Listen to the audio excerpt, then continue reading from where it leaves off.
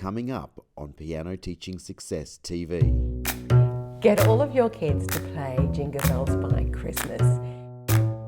Sort of traditional pedagogy, we didn't really do much about moving. Everything was about the notes and the score.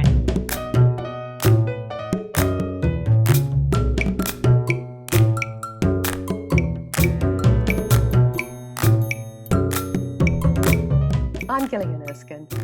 And I'm Paul Myatt, and welcome to episode 3 of Piano Teaching Success. We have a fantastic show today, don't we? We do. We've got so much for you. We have got, we're going to talk about Piano Pivot Live, because we're live at Piano Pivot Live. Paul and I are going down there for January to be live. We hope some of you can come, but if you can't, you can join us online and look at some of the highlights of what happens. That's fantastic. That's coming up later. We'll tell you more about that. We've also got a little sneak peek about a Christmas carol. But that's not all I'm telling you for now, but we'll come back to that. And we've got all these resources for you, which you're going to absolutely love. And we're also talking to Jane Shellshear. And Jane is an expert in body mapping. What's that? Find out later. But first of all, to kick it off, Paul, we have had lots of fabulous feedback in, haven't we, since the last show? We have. We did a little giveaway last show of the pentascales, and we've had quite a number of responses from teachers from all around the world, and I just wanted to share one with you. It's quite long, so let me read it. She writes, "Students immediately pay more attention when I produce the scale backing tracks. I'm using them right from the beginning of introducing scales. It helps establish a steady beat from the outset, and we often just listen and tap along even before playing. It's also easier to discuss major and minor modes while listening." Yeah. So such wonderful feedback, and thank you so much for the feedback that we've been receiving. Yeah. And that was actually feedback from someone who went on to purchase and become a member and have access to all of the scale tracks that we've got in there, hence the major and minor reference and that. You know, the kids of today are so different, aren't they? They're really screen focused. Yes. And backing tracks, playing with backing tracks is making such a difference I've been doing it for about 5 years, and it's made such a difference to my own teaching. Yes, and they really love the tech aspect of it, that it's actually involving technology, which they're just natives to it, and they just have no problem in getting on an app and working their way through anything digital. And I think it shows when we're using things like this, not only does it really bring what we're doing in one dimension from sound, it's almost like Technicolor, isn't it? Like it just brings it and makes it come alive with the backing tracks. But it just involves that technology aspect, which they really, really like as well. But it's just got so many, and there's just so many other benefits to using backing tracks too. Absolutely, and the technology isn't that hard. Truly, it is just an iPad and a speaker. So or a computer and a speaker. It's really, really simple. Yeah. We even had one member who was going, "Oh no, I don't think I could do this." And they joined up. They actually bought the whole tracks series for all of the scales, and they were going, "Oh, I don't think I can do this. I don't think of this." And Paul went, "That's okay. I'll pop on a video call with you and sort you out." And within 5 minutes, she's going, "Oh, this is fantastic. I love it. I love it." And we've heard back from her. She's thoroughly enjoying it with her students, isn't she, Paul? She is, and it's just such a great way of teaching. It really, really engages the children. And, you know, you can try this out yourself. So if, using the pentascales that we had last episode, and this episode, we've got Jingle Bells. Yes, and we've done Jingle Bells for everyone. Really, haven't we? We've got an arrangement for everyone, and we've done it really cleverly. Where you can start as a beginner and you can upscale as you go along. Get all of your kids to play Jingle Bells by Christmas.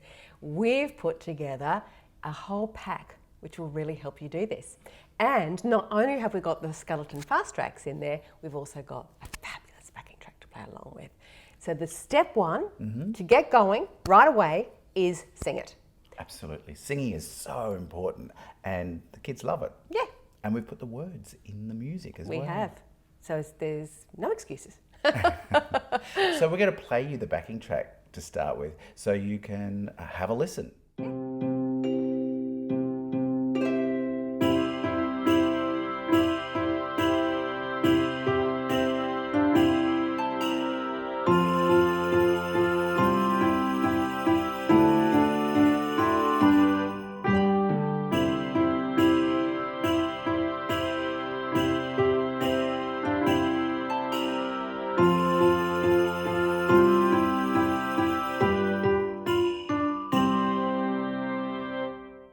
Those backing tracks are so much fun, and they're really lots of fun to play with.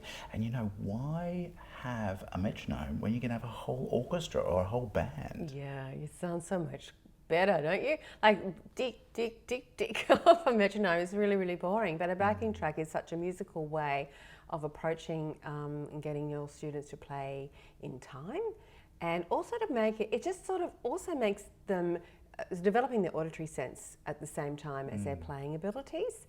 And so if they can sing with this backing track and then they sing and play with backing track, you don't have to worry about counting, oh, this is worth 2 and that's worth 1 or whatever, because they just have to play how it goes. And if you're really wanting to fast track them through, that's what we just have to do, play as you go. And that level 1 might be all that some of your students do. So you might just do that with some of your early or beginner students, but then you can go into level 2. Yeah, but you could even do, I mean, a really level 1 that's probably not capable of level 2 could even do octaves. Exactly. Or you get a little smarty one. You can say, oh, just play the melody in the left hand. And then you get that, oh, can you play it both hands? So that's another way of extending this one out if you think they really aren't going to be able to move to that next level. So the other thing is we've written the music out, so you've got your level 1 and then your level 2, and the skeleton fast track is just such a wonderful way of moving through the levels and exploring what's the same, what's different, and really great skills for learning to read music. Yeah, sight reading development, absolutely. So this is the level 2. Have a look at the music. You can see we've put the shapes of the chords. So not the middle note. So if you've got younger students, they're just playing the outside notes. And then chord 4, which is here. Yep. And then single notes where we've got the secondary dominant. And great.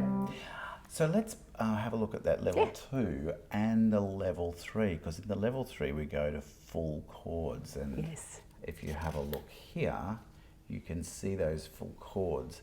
We'll just show you that.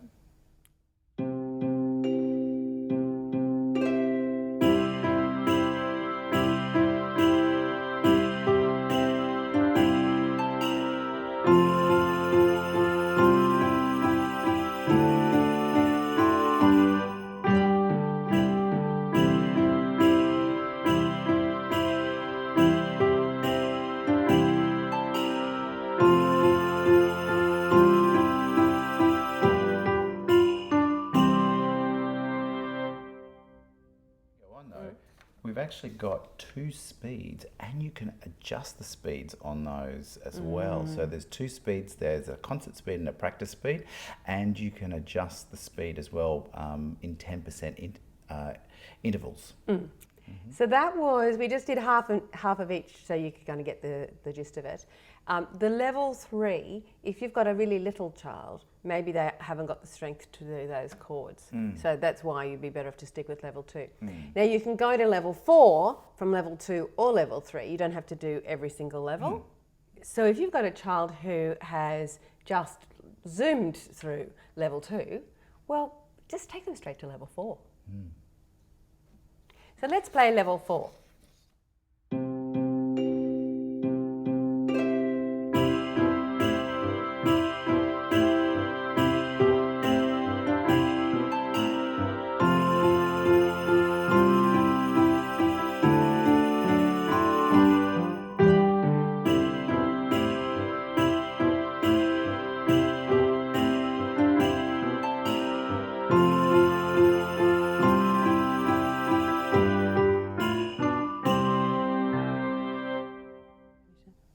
Okay, so you'll notice at the level 4, we did this cute little kind of descending bass line. I actually use that bass line myself when I'm playing Jingle Bells. It's quite a nice little arrangement, and really almost anybody would be happy to play that arrangement of Jingle Bells, wouldn't they? Yeah. And you'll notice that it actually is very similar to level 3 in that your line 2 is quite similar. It's just got a couple of extra notes in it. To level 2. To level 2, yes. And same with, of course, with line 4. It's got a slightly different ending on it. So yeah, that's why you can see we can actually quite easily go from level 2 to level 4. Yeah. So have fun and let us know how you go. Isn't that backing track fabulous? My students really love doing this, and you can get it and try it with your students tomorrow. Yes. So just log on to pianoteachingsuccess.com/episode 3, and we'll also put the link to the pentascales as well, so you can try that out as well. Well, our very next guest is Jane Shellshear, and she is an expert in body mapping. Paul, you've got a bit of your personal story about this, haven't you? Really? I do. I have 32 children doing piano exams in a week. And are you on Valium? just about. Get them to practice those scales. So those kids, very few of them have traditional acoustic pianos. Most of them have digital pianos. In fact, out of the 32, I think only 3 actually have acoustic pianos. And I've probably been teaching a lot of them since they were 3 or 4 years old, and they're in grades from grade 2 to 6 piano standard. And we did the interview, or you did the interview with Jane, and I was very lucky enough to be the videographer. So I got to see all of the things that happened at Jane's end and had a bird's eye view. So that afternoon and that week, I spent all my time working with my kids and talking about their sit bones. So you'll hear about the sit bones, and it has been brilliant. The difference in my students has been astronomical within a day. So tell us a brief history about body mapping and how it came to be. Yeah, well, I think the idea of a body map is quite a scientific one, and that's been around since they started doing brain surgery, really. You know, when they have brain surgery and the patient is awake and, you know, they can stimulate different things in the brain and, you know, the person's hand will move. So there's this very scientific basis that we have a representation of ourselves and how we believe we're put together on the surface of our brain. It's literally arranged spatially as we believe our body is arranged spatially. And so it's like a map. So that's what a body map is.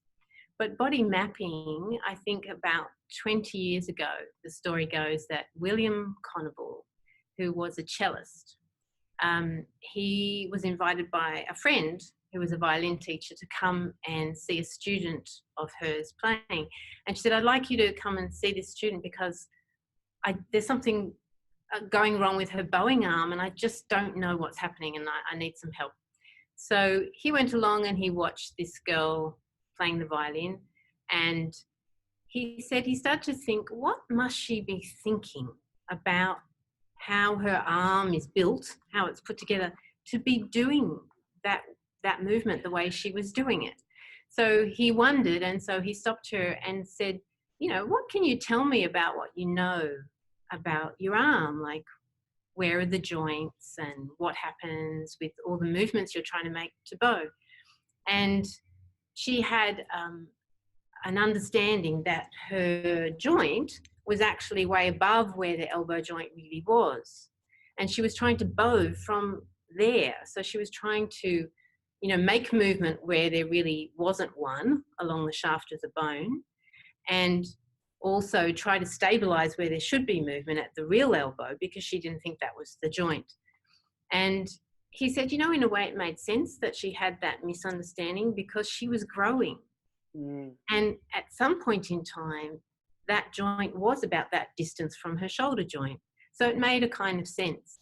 So he said, you know, there's some help I can give you if you're interested in finding out more about your arm. And he went through where the joints were with her, and she went, oh, okay, that's good. And then she could bow. So sometimes, you know, you can change someone's map through that input, through teaching them something about their structure. And to me, it seems a little bit like, you know, the fundamentals of music theory, you know, like to be musically literate, we have to kind of understand a little bit about those structures underneath. And so to be movement literate, sometimes it really helps to learn a little bit about what's happening inside when we move to play. Yeah. Lucky today because Jane is going to share with us how to incorporate body mapping with students for beginners in some of those beginner courses like Piano Adventures and Bastion. So I'm just going to let you take it away, Jane. Okay. Well, what I thought was a good place to start was that really in music teaching, the main category of movement that we're used to hearing about is what happens with our hands. So the other big category is how do we deliver our hands to the keyboard? And essentially that comes down to balancing on the piano bench and what we do to achieve balance.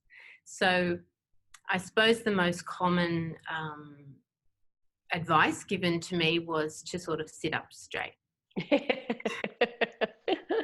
Nothing further was sort of described. So it was very well meaning, but there was nothing I really could work with in that information. I didn't think it was very high quality information to sit up straight.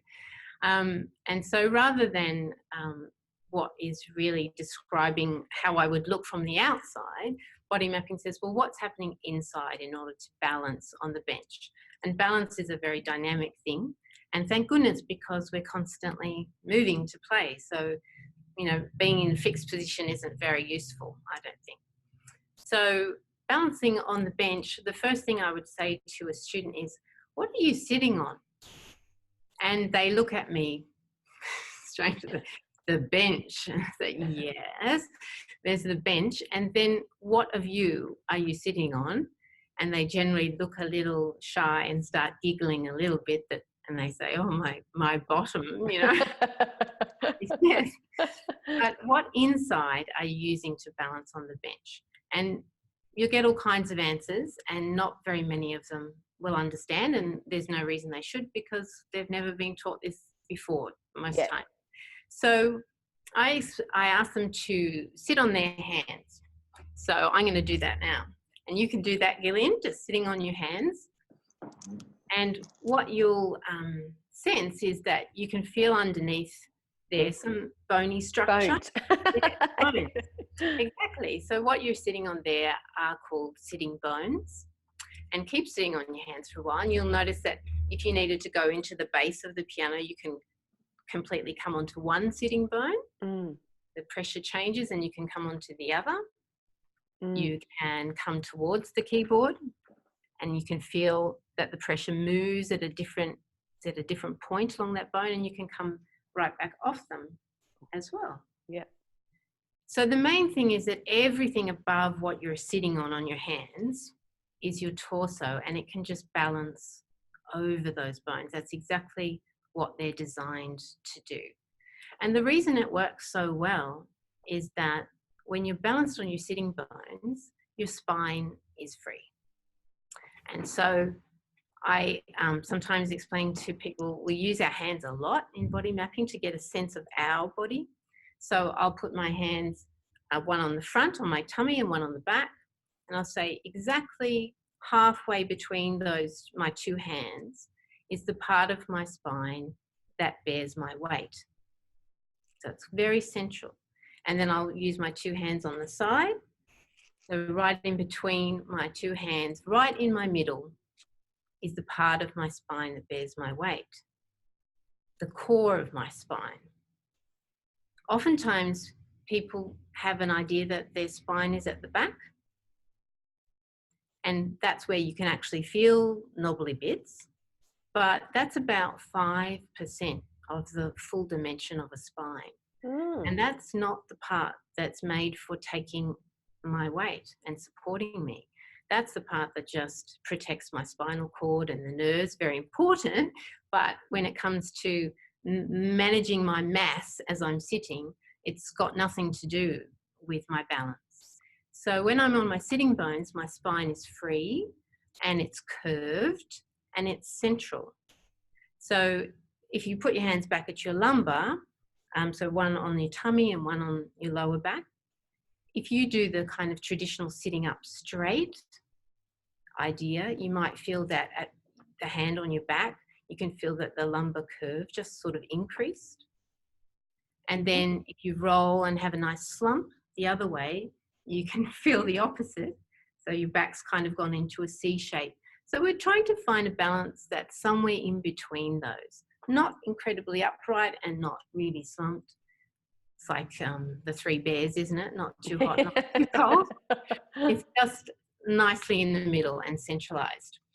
So when I balance in that way, it's quite easy. And I had a student just the other day, and there were a lot of things going on in her movement, and we just mapped her sitting bones for her in that same way that we just did. And it really made a difference. And I hadn't said anything about sitting up straight or anything like that. And it looked easy to do, like it does with young children. And you've got a bit of a, you've got a what do you call it, bone structure there. So we can, I was actually fascinated when you said then that, because I always think of my spine being at the back where I can feel that. That's right. And it makes sense It, where you can feel. yeah. But because it's so central and you've got all your organs and everything, lungs and whatever, all around it, you can't really feel exactly where it is. So you have to use some kinesthetic imagination. So it's quite thick when you look at that, isn't it, really? Quite thick, yeah. So for people at home, if you put your hands around your thigh just above your knee, and when you bring your hands out, you'll have a dimension sort of like that. That's about the size of your lumbar spine. Wow. Big, chunky. I can't get one hand all the way around it. And it's really strong, and it's actually got hydraulics. So you've got discs that are fluid filled, and so it gives you buoyancy. And the curves make it stronger. And so this whole idea of sitting up straight, there's nothing I've ever studied that supports that idea that, you know, we should be straight somehow, because the curves are part of how our spine needs to be to make us strong and movable at the same time. So if anything, rather than straight, we should be sort of sitting in a neutral, like yoga talks about neutral positions and Pilates and all of that. Kind of balance, yeah. And then we can come away from that point and return to it over and over and over. So balance is really the way we teach it, a very dynamic thing. It's not a set and forget. So it's something we need to start developing a skill to listen to, just the way we listen, you know, when we're saying to our students, keep listening to how you're playing. You can keep sensing your balance on the bench. And you can see that the sitting bones are these ones, which are not part of the spine at all. And they're not flat. And they're not flat. They're nicely curved like rockers. And the other good thing about it is you can see here's the hip joint, which is higher than where I'm balancing on. So my legs are free to move. I'm not sitting on my legs at all. So yeah, we sometimes get out the spine. Because a lot of kids, I'm always dragging the piano stool out, because they kind of sit on the top of they sit the whole bottom, including their upper thighs on the seat, and it's taking the balance off the sit bones and putting much more weight into those upper thighs, isn't it?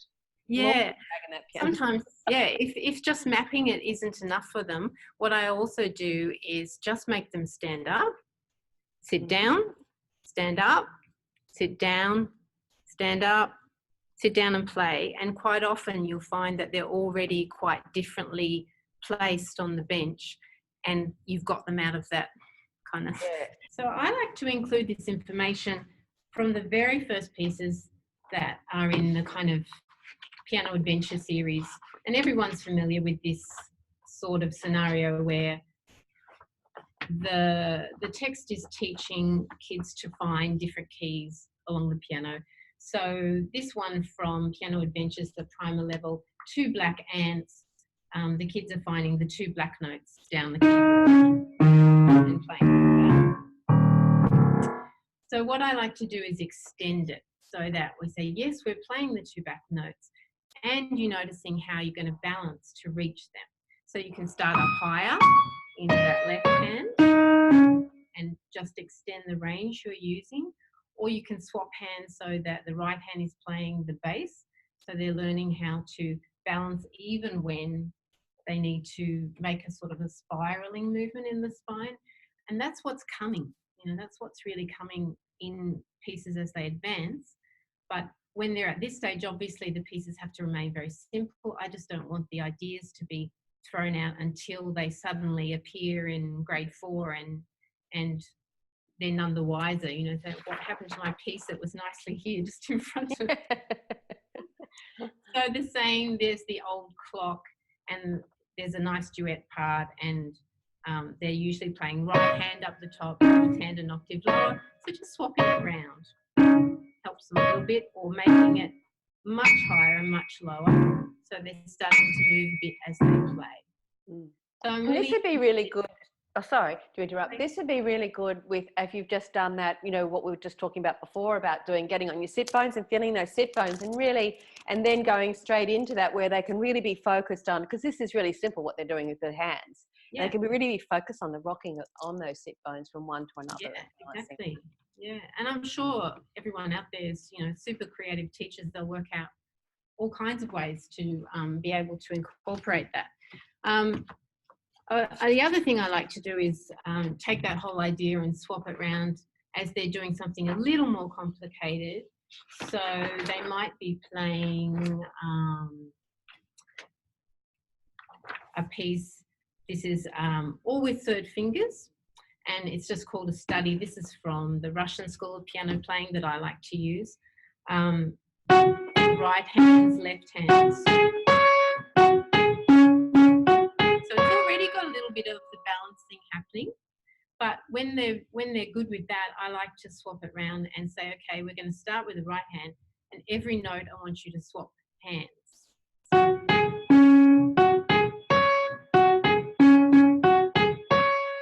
It's just more fun. Well, so anything that you feel you can extend the range so that they need to work with their balance a bit more, or change hands around so that they're moving more and being used to that, I think is a good thing at those really early stages. And that way they keep that kind of flexibility that they bring to the piano when they're really little ones, and they're all over it. So that was just a snippet of Jane's interview with Gillian. The actual interview is 57 minutes long, and it's worth every second. You can watch it on pianoteachingsuccess.com/episode 3. So when you get a chance, sit down, make up a tea and have a watch. It's well worth it. Well, I'm sure everybody's heard of Tim Topham's Piano Pivot Live, and it's on in Melbourne on the 23rd and 24th of January. So it's coming up real soon, and it's just going to be a fabulous event with so many wonderful speakers lining up. We spoke to Tim earlier today, and the subjects are going to be really, really something a bit different, aren't they? They are. There's some really interesting topics, and you can find out about it at pianopivotlive.com. And if you would like to be on the watch list for all the interviews that we're doing at Piano Pivot Live, then you can join our watch list at pianoteachingsuccess.com/episode 3. So we'll be doing what we did at the Australasian Piano Pedagogy Conference, and that will be just a series of interviews with all of the presenters where we'll be actually attending their presentations and bringing out some of the goals, some of the learnings that we've discovered over the 2 days. So it's going to be fun. It's great. So you can find all the show notes for this episode at pianoteachingsuccess.com/episode 3. And thank you for watching. Okay, bye.